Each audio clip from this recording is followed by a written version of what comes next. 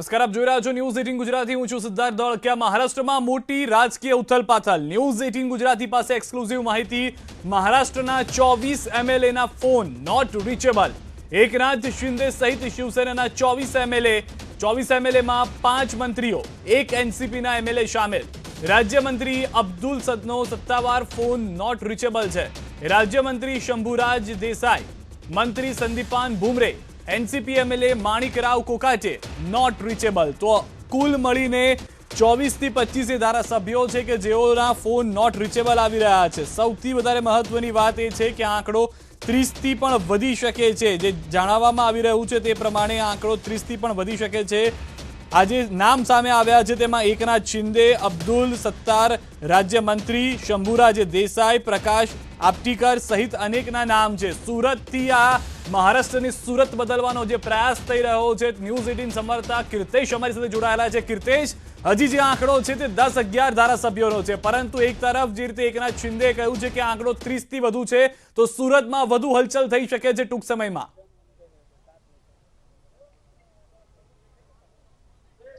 બિલકુલ પંકજ, મહારાષ્ટ્રના રાજકારણમાં જે રીતે ભૂકંપ સર્જાયો છે, કહી શકાય મોડી રાત્રે 11 ધારાસભ્યો, એકનાથ શિંદે કે જે મહારાષ્ટ્ર શિવસેનાના ભીષ્મ પિતા કહેવાય છે, તેની સાથે અન્ય 10-11 લોકો મોડી રાત્રે પહોંચ્યા હતા. ટોટલ આંકડો સુરતની હોટલમાં 30 લોકો રૂમો બુક થઈ છે. 30 કરતાં વધુ લોકો હોટલમાં પહોંચ્યા છે, જેમાં સત્તાવાર 22 લોકો હોટલની અંદર હોવાની વિગતો મળી રહી છે. બાકી તમામ લોકો કહી શકાય બાય રોડ સુરત આવવા નીકળી ચૂક્યા છે. એટલે કે 30નો આંકડો છે અને આંકડો વધી શકે તેવી શક્યતા છે. મહારાષ્ટ્ર જે સરકાર છે શિવસેનાની, તેમાં માત્ર શિવસેના નહીં પણ શિવસેના સાથે અલગ અલગ પક્ષના લોકોનું પણ ગઠબંધન છે. તે લોકો પણ નારાજ છે અને તે લોકો પણ જે રીતે શિવસેના સરકારથી નારાજ થયા છે અને તે લોકો પણ એકનાથ શિંદે સાથે સુરત પહોંચ્યાની વાત છે. પછી તે એનસીપી હોય, કોંગ્રેસ હોય કે અન્ય કોઈ પક્ષ હોય, 22 થી 24 લોકો સુરતની હોટલની અંદર હોવાની વિગતો સામે આવી રહી છે. અને 7 થી 8 જેટલા ધારાસભ્ય મહારાષ્ટ્રથી બાય રોડ સુરત આવવા નીકળ્યા છે અને આંકડો વધી શકે તેવી શક્યતા છે. જે પ્રકારે મહારાષ્ટ્રમાં શિવસેનાની સરકાર છે અને નારાજગી મોડી રાત્રે બહાર આવી છે. દ્રશ્ય જોઈ શકાય છે કે પોલીસ દ્વારા હોટલને લોખંડી બંદોબસ્તમાં ગોઠવી દેવામાં આવ્યો છે. ચારે તરફ બેરિકેડિંગ કરી દેવામાં આવ્યું છે. પોલીસની મોટા પ્રમાણમાં ગાડીઓ ખડકી દેવામાં આવી છે. કોઈ પણ વ્યક્તિને અંદર જવા દેવામાં નથી આવતું. તમામ ગાડીઓનું ચેકિંગ કરવામાં આવે છે. હોટલમાં રોકાયા હોય, રૂમ બુક હોય અથવા તો સ્ટાફ હોય, તે લોકોની પૂછપરછ બાદ જ તેમને એન્ટ્રી આપવામાં આવે છે. અમારી સાથે જોડાયેલા રહેશો. હાલમાં જાણકારી મળી રહી છે કે ટ્વીટને લઈને યોગ્ય સમય યોગ્ય નિર્ણય છે. મહત્વની જાણકારી, કેન્દ્રીય મંત્રી નારાયણ રાણેનું આ ટ્વીટ છે. કેન્દ્રીય મંત્રી નારાયણ રાણે ટ્વીટ કરીને કહ્યું છે કે શાબાશ એકનાથ શિંદે, યોગ્ય સમયે યોગ્ય નિર્ણય લીધો છે, નહીં તો તમારું પણ આનંદ લીધે જેવું થતું. તો સૌથી મહત્વની મોટી વાત જે હાલમાં કરવામાં આવી છે, એક કેન્દ્રીય મંત્રીએ ટ્વીટ કરીને આ વાત કરી છે કે જેઓ પણ ચર્ચામાં રહી ચૂક્યા હતા શિવસેના અને અઘાડી સરકારે, કે જેઓને પણ પરેશાન કર્યા હતા મહારાષ્ટ્રમાં, તે કેન્દ્રીય મંત્રી તરફથી આ ટ્વીટ કરવામાં આવી છે. શાબાશી તો આપવામાં આવી છે, સાથે ચેતવણી પણ આપવામાં આવી છે. મરાઠીમાં ટ્વીટ કરવામાં આવ્યું છે, નહીતર લખરાવ તુજા આનંદ દીઘે જાલા અસલા, એટલે કે આનંદ જેવું તમારી સાથે પણ થઈ શક્યું હોત. તો સૌથી મહત્વના અને મોટા સમાચાર, નારાયણ રાણેએ આ મરાઠીમાં ટ્વીટ કરી અને એ સ્પષ્ટ કરી દીધું છે કે જે એકનાથ શિંદે કામ કર્યું છે તે વખાણવા લાયક છે અને જો તે તેવું ના કરત તો આનંદ દીઘે જેવું તેમની સાથે પણ થઈ ગયું હોત. તો મહારાષ્ટ્ર ભાજપ પ્રમુખનું પણ નિવેદન સામે આવ્યું છે. મહારાષ્ટ્ર ભાજપ પ્રમુખની પ્રતિક્રિયા, બળવાની સ્ક્રિપ્ટ સંજય રાવતે લખી છે. સંજય રાવત ઉપર આક્ષેપ, ભાજપ તરફથી આક્ષેપ કરવામાં આવ્યા છે. શું કહ્યું છે તેમણે તે સંભળાવીએ. मैंने जैसे नाना पटोले जी के केंद्र का हस्तक्षेप विधान परिषद में इस पर बोला था कि हारने के बाद एक स्क्रिप्ट तैयार करनी पड़ती है, वो नाना पटोले ने पहले से बनाई. वैसे अभी ये जो बगावत हुई है उसकी स्क्रिप्ट संजय राउत लिख रहे हैं. जो राजनीतिक घटनाक्रम हो रहा है उसको बहुत माइन्यूटली हम ऑब्जर्व कर रहे हैं. इससे कुछ परिवर्तन होगा यह कहना ये थोड़ा प्री मैच्योर्ड होगा. It's handle with care and we have to seen very keenly. We are observing all situations. Sanjay Raut के इस प्रकार से भड़काऊ भाषणों से, जिसको मराठी में कहते हैं कि चुभने वाले बातों से ही ये सारे प्रॉब्लम निर्माण हुए हैं उनकी पार्टी में भी. और लोग इसको बर्दाश्त नहीं करेंगे। इसका उदाहरण एकनाथ शिंदे जी की बगावत है। तो अभी तो क्या संजय राउत जी तो मुख्य कारण संजय रावत, ફરી એક વખત સંજય રાવતના કારણે આ થતું હોવાનો આક્ષેપ કરવામાં આવ્યો છે। મહારાષ્ટ્ર ભાજપ પ્રમુખે આ નિવેદન આપ્યું છે કે સ્ક્રિપ્ટ લખી રહ્યા છે, બળવાની સ્ક્રિપ્ટ લખી છે સંજય રાવતે। તો આ બળવાની સ્ક્રિપ્ટ રાઇટર જે છે તે સંજય રાવત હોવાની વાત ભાજપ મહારાષ્ટ્ર પ્રદેશ અધ્યક્ષે કરી છે।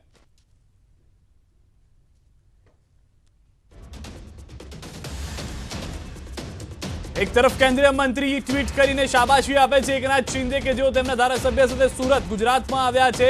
બીજી તરફ ભાજપ તરફથી આક્ષેપ કરવામાં આવી રહ્યા છે। સુરતથી ન્યૂઝ 18 સંવાદદાતા કીર્તેશ પણ જોડાયેલા છે। કીર્તેશ, જે વાત આપણે કરી રહ્યા હતા, જે ચર્ચાને લઈને આપ જણાવી રહ્યા હતા, તમામ ડેવલપમેન્ટ હવે મહારાષ્ટ્ર પર એ રીતે જ સામે આવી રહ્યા છે।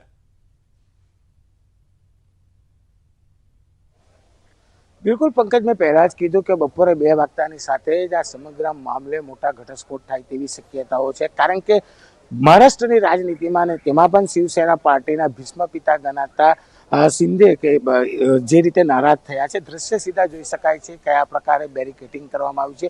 કોઈ પણ વ્યક્તિને મંજૂરી વગર અહીંથી જવા દેવામાં નથી આવતા। જે પ્રકારે કહી શકાય કે એકનાથ શિંદે 10 જેટલા ધારાસભ્યો સાથે મોડી રાત્રે પહોંચ્યા હતા, ત્યારબાદ એક પછી એક 30 લોકો માટે રૂમ બુક થઈ છે અને 29 કરતા વધુ લોકો અહીંયા અત્યારે હોટલમાં હાજર છે। સત્તાવાર 22 લોકોના નામ બહાર આવ્યા છે। હજુ પણ કેટલાક જે ધારાસભ્ય છે સંપર્ક વિહોણા છે। 7 થી 8 ધારાસભ્ય સુરત આવવા માટે બાય રોડ સુરત આવવા નીકળ્યા છે। એટલે કે બપોરે 2 વાગ્યા પછી આ સમગ્ર મામલે ઘટસ્ફોટ થાય તેવી શક્યતા છે। પણ બીજી બાજુ મહારાષ્ટ્રના રાજકારણમાં ભાજપના ઉચ્ચ નેતાઓ દિલ્હી પહોંચ્યા છે। એટલે કે જે પ્રકારે મહારાષ્ટ્રમાં શિવસેનાની સરકાર બન્યા બાદ જે રીતે રાજકારણ સતત ગરમાતું હતું, ત્યારે સૌથી મોટો ઘટસ્ફોટ કહી શકાય। અને જે રીતે મહારાષ્ટ્રની શિવસેનાના ભીષ્મ પિતા ગણાય છે, ભીષ્મ પિતા જ નારાજ જ્યારે થયા છે અને તેઓ પોતાની સાથે તમામ ધારાસભ્યોને સુરત લઈને પહોંચ્યા છે। કારણ કે રાજનીતિની દુનિયામાં કહી શકાય કે દિલ્હી, ગુજરાતની રાજનીતિ દિલ્હી સુધી જ્યારે પહોંચી છે, એટલે કે દેશના વડાપ્રધાન મુખ્યમંત્રી ગુજરાતના રહી ચૂક્યા છે, દેશની રાજનીતિ ગુજરાતથી ચાલી રહી છે, ત્યારે ચોક્કસ મહારાષ્ટ્રની રાજનીતિનું એપી સેન્ટર હવે ગુજરાતનું સુરત બન્યું છે। એટલે કે બપોરે 2 વાગ્યા બાદ આ મામલે મોટા ઘટસ્ફોટ થાય તેવા એલાન હાલ દેખાઈ રહ્યા છે। જી કીર્તેશ, આપ અમારી સાથે જોડાયેલા રહેશો। તો હાલમાં સૌથી વધારે મહત્વની જાણકારી જે મળી રહી છે કે મહારાષ્ટ્રની અંદર ઉથલપાથલ શરૂ થઈ છે। 2 વાગે પ્રેસ કોન્ફરન્સ પણ કરવામાં આવી શકે છે અને 2 વાગ્યાની આ પ્રેસ કોન્ફરન્સ બાદ અન્ય ખુલાસા પણ થઈ શકે છે। કારણ કે ખુદ હાલમાં મુખ્યમંત્રી ઉદ્ધવ ઠાકરે અને જે શરદ પવાર છે તેઓ ડિજિટલ માધ્યમથી આ પ્રેસ કરવાના છે। શરદ પવાર દિલ્હીમાં છે, ઉદ્ધવ મહારાષ્ટ્રમાં છે અને તેના કારણે ડિજિટલ માધ્યમથી પ્રેસ કોન્ફરન્સ કરવાની હોવાની પણ જાણકારી મળી રહી છે। તે વચ્ચે ભાજપ મહારાષ્ટ્ર અધ્યક્ષે કહ્યું છે કે આ જે સ્ક્રિપ્ટ લખાઈ રહી છે બળવાની, તે સ્ક્રિપ્ટ રાઇટર ખુદ સંજય રાવત છે। તેઓ આ સ્ક્રિપ્ટ રાઇટર છે કે જેના કારણે સમગ્ર ઘટનાની અથવા તો ઉથલપાથલની વાતો ચાલી રહી છે। કેટલાક વિશ્લેષકોનું એ પણ માનવું છે કે અનેક એવા વિચારધારાના પ્રયાસો કે વિચારધારા બદલવાના પ્રયાસો કે જેના કારણે આ નોબત આવી છે। નરેશ વાઢિયા, રાજકીય વિશ્લેષક, અમારી સાથે જોડાયેલા છે। નરેશભાઈ, આ એ તમામ વિચારધારા કે જે અલગ અલગ હતી, આટલા વર્ષો સાથે રહી, હજી પણ સેટ નથી થઈ શકતી, તેનું બ્લાસ્ટ થવું અને તેનું આ પરિણામ આપ જોઈ રહ્યા છો। એક વાક્યમાં એમ કહું તો યોગના દિવસે સત્તા મેળવવા માટે ભાજપે એક સંયોગ રચ્યો છે અને એના જે આસન આપણે જોઈ રહ્યા છીએ, સત્તાસનો શરૂ થયા છે। મહારાષ્ટ્રની અંદર જ્યારે સરકાર મહારાષ્ટ્ર વિકાસ અઘાડી સરકાર બની, આપણને ખ્યાલ છે કે સામસામેની વિચારધારા નરેશભાઈ, આપને રોકી રહ્યો છું। વધુ એક મહત્વના સમાચાર, મહારાષ્ટ્રના 22 ધારાસભ્યો સુરતમાં। ન્યૂઝ 18 ગુજરાતી પાસે તમામના ફોટોગ્રાફ, સુરતની હોટલમાં રોકાયા છે તમામ ધારાસભ્ય। મોટા સમાચાર, 10, 12, 15 કે 20 નો આંકડો નહીં, મેં પહેલા જ આપને કહ્યું હતું, મહારાષ્ટ્રના હવે 22 ધારાસભ્યો સુરતમાં આવી ચૂક્યા હોવાની જાણકારી મળી રહી છે। ન્યૂઝ 18 ગુજરાતી પાસે તમામના ફોટોગ્રાફ છે। આ એક્સક્લુઝિવ માહિતી આપ જોઈ રહ્યા છો। સુરતની હોટલમાં રોકાયા છે તમામ ધારાસભ્યો। આ 22 ધારાસભ્યો, જેમાંથી કેટલાક મંત્રી પદ ઉપર છે, મહારાષ્ટ્રમાં મંત્રી રહી ચૂક્યા છે અથવા તો અત્યારના મંત્રી છે તેવા ધારાસભ્યો સુરતમાં છે। જે આંકડો પહેલા 10 નો બતાવવામાં આવી રહ્યો હતો, ત્યારે પણ ન્યૂઝ 18 ગુજરાતીએ કહ્યું હતું કે આંકડો વધુ છે અને હવે પુરાવા સાથે ન્યૂઝ 18 ગુજરાતી જણાવી રહ્યું છે કે 22 ધારાસભ્યો હાલમાં અહીંયા રોકાયેલા છે અને હજી પણ આ આંકડો વધી શકે છે। આંકડો 30 ની ઉપર જઈ શકે તો પણ નવાઈ નહીં।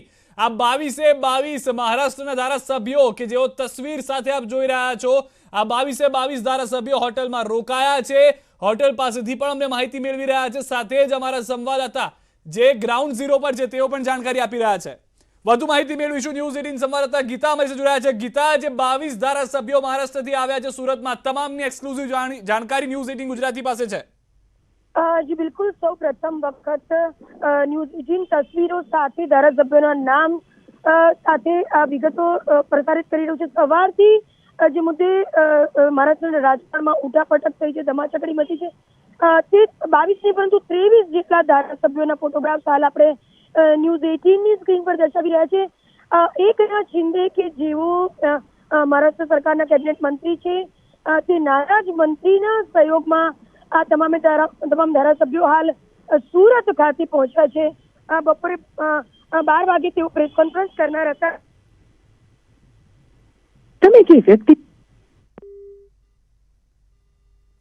ફરી એક વખત ગીતા પાસે જવાનો પ્રયાસ કરીશું. હાલમાં સંપર્ક કપાઈ ગયો છે, પરંતુ હવે જે આંકડો છે તે 23નો થઈ ગયો છે. 23 ધારાસભ્યોની એ માહિતી કે જેઓ હાલમાં સુરતમાં આવી પહોંચ્યા છે, હોટલમાં રોકાણ કરી રહ્યા છે. આ આંકડો એક પછી એક વધી રહ્યો છે. જે તમામ નામ છે તે પણ હું આપને એક વખત જણાવી દઉં કે જે ધારાસભ્યો સંપર્કમાં નથી, નોટ રીચેબલમાં છે, અને તેની સાથે સાથે આ નામની પણ જાણકારી મળી રહી છે. નરેશભાઈ પણ અમે જોડાયેલા છે. નરેશભાઈ, જે આપ વાત કરી રહ્યા હતા અલગ અલગ આસનની, તેને લઈને વધુ એક જાણકારી કે હવે આંકડો 23નો થઈ ગયો છે સુરતમાં.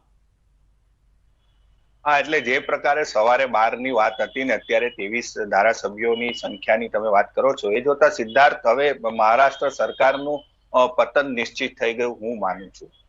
કારણ કે ભાજપે આજે આખો વ્યૂહરચના ઘડી છે એ રાજ્યસભાની ચૂંટણી પછી ગઈકાલે એમએલસીની ચૂંટણી પછી આખો ઘટનાક્રમ સર્જાયો છે. અને સૌથી મહત્વની બાબત એ છે કે જે આ બળવાનું જૂથ છે એનું નેતૃત્વ એકનાથ શિંદે કરી રહ્યા કે જે મહારાષ્ટ્રના બીજા ક્રમના સૌથી મોટા મજબૂત લીડર છે. એટલે શરૂઆતથી જ જયારે ભાજપની સામે ભાજપે જયારે ફડણવીસને મુખ્યમંત્રી બનાવ્યા રાતોરાત, અને જે એમનું ચાલી નહીં સરકાર અને મહારાષ્ટ્ર વિકાસ આઘાડી સરકારની રચના થઈ, ત્યારથી જ એક બાબત તો નિશ્ચિત હતી કે આજે નહીં તો કાલે આ સરકારનું જવું નિશ્ચિત છે. ફક્ત સમયની રાહ જોવાતી હતી.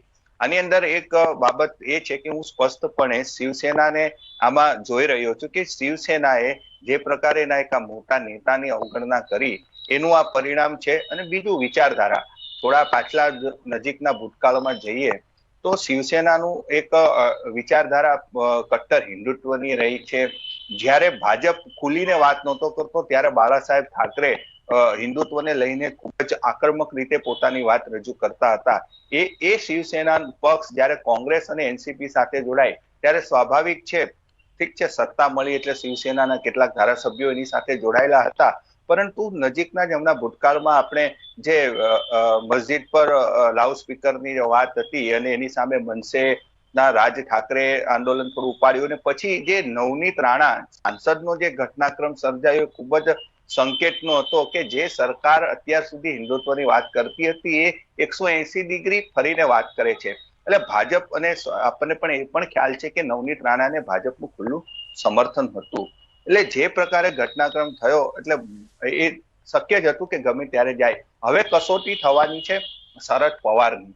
આ સરકાર જે ટકી એનું ગઠબંધન રચાયું અને જે વચ્ચેના સમયમાં જયારે બબ્બે મંત્રીઓ હાલમાં જેલમાં છે મહારાષ્ટ્ર સરકારના જુદા જુદા કારણોસર, અને એમાં એક એનસીપી ના પણ છે. તો નરેશભાઈ, આપને રોકી રહ્યો છું. વધુ એક મહત્વના ડેવલપમેન્ટ મળી રહ્યા છે. અમિત શાહના ઘરે પહોંચ્યા છે જેપી નડ્ડા. પ્રદેશ અધ્યક્ષ સાથેની વાતચીતની મહારાષ્ટ્રની વાત હતી, પરંતુ હવે રાષ્ટ્રીય ભાજપ અધ્યક્ષ જેપી નડ્ડા પહોંચ્યા છે અમિત શાહને. ત્યાં મોટા સમાચાર મળી રહ્યા છે. ગૃહમંત્રીને મળવા માટે પહોંચ્યા છે. પૂર્વ રાષ્ટ્રીય અધ્યક્ષ રહી ચૂક્યા છે. નરેશભાઈ, હવે આ પણ એક મહત્વની વાત છે. આ ઘટનાક્રમ જે આપ કહી રહ્યા છો, આ ડેવલપમેન્ટ થઈ રહ્યું છે. જેપી નડ્ડા સીધા જ અમિત શાહને મળવા માટે પહોંચી ગયા છે. પહેલી વાત તો આ ઘટનાક્રમમાં તમે કહો છો કે અહીંયા એપિક સેન્ટર સુરત છે. જ્યારે શિવસેનાના બળવાખોર ધારાસભ્ય સુરતની હોટલમાં રોકાય છે. સુરત એ પ્રદેશ ભાજપ અધ્યક્ષ CR પાટીલનું ઘર છે અને ત્યાંની હોટલમાં રોકાય છે. એટલે સ્પષ્ટ સંકેત હતો કે આ ભાજપે શું કરવાનું. ખુલ્લીને કદાચ ભાજપ હમણાં ન આવે, પણ ભાજપ જ આની પાછળ એક રહ્યું છે અને એ વ્યૂહરચના પૂર્વક કાર્ય થઈ રહ્યું છે. કે એવા પણ અહેવાલ છે કે ભાઈ ફડણવીસ દિલ્હીમાં છે, હવે જેપી નડ્ડા અને અમિત શાહ મળી રહ્યા છે. સ્વાભાવિક છે કે આગળ હવે શું કરવું. જે પ્રકારે 22 હમણાં તમે 23 ધારાસભ્યોની વાત કરી, હું માનું છું કે હું પણ માનું છું કે આ આંકડો વધી શકે છે. એટલે જે પ્રમાણે નંબર ગેમ્સ છે એની અંદર શિવસેના માટે હવે મુશ્કેલ છે. હું વાત કરતો શરદ પવારની. આની અંદર જે પણ ઘટનાક્રમ થયા એની અંદર તાજેતરમાં રાજ્યસભાની ચૂંટણી છે, ગઈકાલે એમએલસી ની જે ચૂંટણી થઈ, અને હમણાં હવે ટૂંક સમયમાં રાષ્ટ્રપતિની ચૂંટણી આવી રહી છે.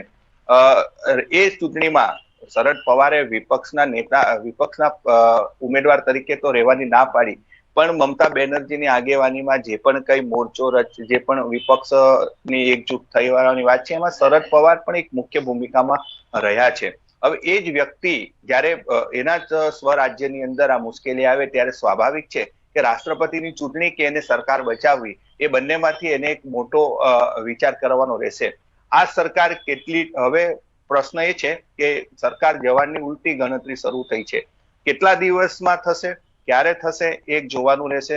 કદાચ બની શકે કે ટૂંક સમયમાં આ જે નેતાઓ છે, જે બળવાખોર છે, એ કર્ણાટકમાં જે રીતે થયું કે મધ્યપ્રદેશમાં જે રીતે થયું એ પ્રકારે રાજીનામા આપી દે અને સરકાર અલ્પમતમાં આવી જાય અને અવિશ્વાસ મતની જે વાત આવે એ પણ આવે. પણ એક નિશ્ચિતપણે આ જે ઘટનાક્રમ થયો એ બતાવે છે કે મહારાષ્ટ્રની અંદર સરકારનું જવું નિશ્ચિત છે. બીજી વાત કે જ્યારે મહારાષ્ટ્રમાં વિધાનસભાની ચૂંટણી પતી અને એમની પાસે, ભાજપ પાસે પૂરતું સંખ્યાબળ ન હોવા છતાં અજીત પવારના ટેકામાં રાતોરાત અડધી રાત્રે એના શપથ લેવડાવવામાં આવ્યા સરકારને, ત્યારથી જ એક વાત નિશ્ચિત હતી કે ગમે તે થાય અમે મહારાષ્ટ્રમાં સરકાર લઈને જ રહીશું. એટલે એક સમયની રાહ જોવાતી હતી. વચ્ચે ઘણા ઘટનાક્રમ સર્જાયા. શિવસેનાની અંદર પણ ઘણી સામસામેની લડાઈઓ ચાલતી હતી. સંજય રાઉત જેવા નેતાઓ પણ જ્યારે એવા પ્રકારના નિવેદન આપે અને જે પ્રમાણે એકનાથ શિંદેને સાઇડ ટ્રેક કરાયા, તો આંતરિક કલહ જે હતો, જે અસંતોષ હતો, એ અસંતોષ આ એમએલસી ની ચૂંટણી પછી સ્પષ્ટપણે બહાર આવ્યો છે. અને એનું આ પરિણામ છે કે આજે 22 થી 23 ધારાસભ્યો મહારાષ્ટ્ર છોડીને ગુજરાતમાં આવ્યા છે અને એક નવી રાજકીય ઉથલપાથલ અને નવા સમીકરણના સંકેત આપે છે. નરેશભાઈ, 288 નું આ ગણિત છે, ભાજપ પાસે 105 છે. જો ભાજપને સરકાર બનાવી હોય તો આ 288 ના ગણિતને કેવી રીતે માત આપવી જરૂરી છે? કારણ કે જો 288 પ્રમાણે ચાલે તો 145 નો બહુમત જરૂરી છે.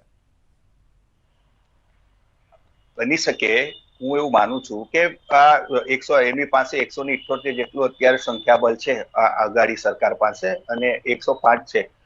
સરકાર રચવા માટે ખૂબ જ લાંબા અંતરની જરૂર છે.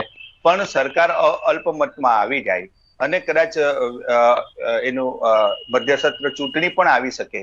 કારણ કે આટલા ધારાસભ્યો છે, 288 એટલે 144 જોઈએ બહુમતી માટે, તો 30-35 ધારાસભ્યો જો ચાલ્યા જાય અને સરકાર અલ્પમતમાં આવી જાય તો મધ્યસત્ર ચૂંટણી જ એક વિકલ્પ રહે. કારણ કે ભાજપ પાસે, હું નથી માનતો કે શિવસેના સિવાયના જે કંઈ એનસીપી ને એટલું તોડી શકાય. કોંગ્રેસમાં પણ વાત એવી હતી કે ભાઈ ત્યાંના નેતા છે, થોરાટે રાજીનામું આપી શકે છે. એ શક્ય બનવાની જગ્યાએ કદાચ મધ્યસત્ર ચૂંટણી પણ આવી શકે. નંબર્સ નથી અલબત્ત ભાજપ પાસે, પણ જ્યારે ભાજપને ખૂબ જ મોટો ફટકો પડી ચુક્યો છે અને એનસીપી દ્વારા એનસીપીના અજીત પવાર એની સાથે જોડાયા અને અજીત પવાર પહોંચી નથી શકાતું, એટલે હું નથી માનતો કે એનસીપીના સહકારથી પણ એ સરકાર બનાવી શકે. ઠીક, નરેશભાઈ, આવામાં સાથે જોડાયેલા રહેશો. તો હાલમાં એક પછી એક અપડેટ મળી રહી છે. હાલમાં 23 ધારાસભ્યો મહારાષ્ટ્રના સુરતમાં હોવાની જાણકારી ન્યૂઝ 18 ગુજરાતી એક્સક્લુઝિવ ફોટો સાથે જાણકારી આપી. હાલ એક વિરામ માટે રોકાઈ રહ્યા છે. હજી પણ આ આંકડો વધી શકે છે. બ્રેક બાદ તેને લઈને પણ ચર્ચા કરીશું.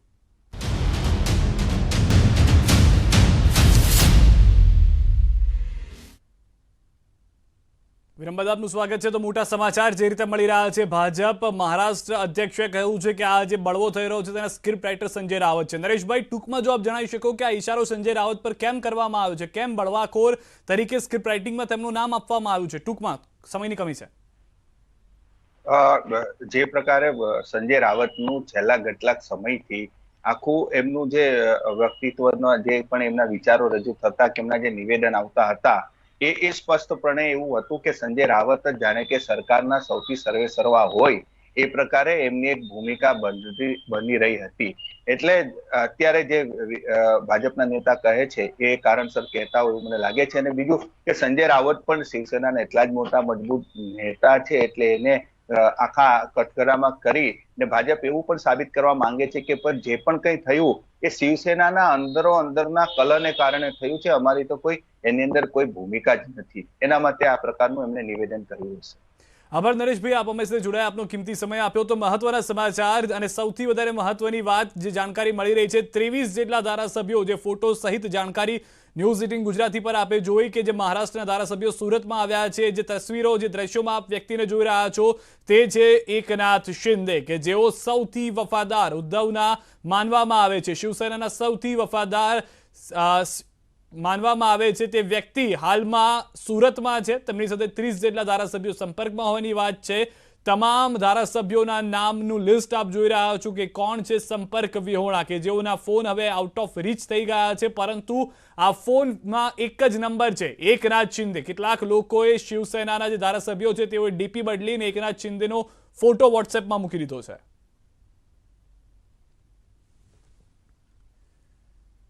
તો પળે પળની અપડેટ્સ અમે આપ સુધી પહોંચાડતા રહીશું. રાજકીય ભૂકંપને લઈને હાલ રોકાઈ રહ્યા છે એક વિરામ.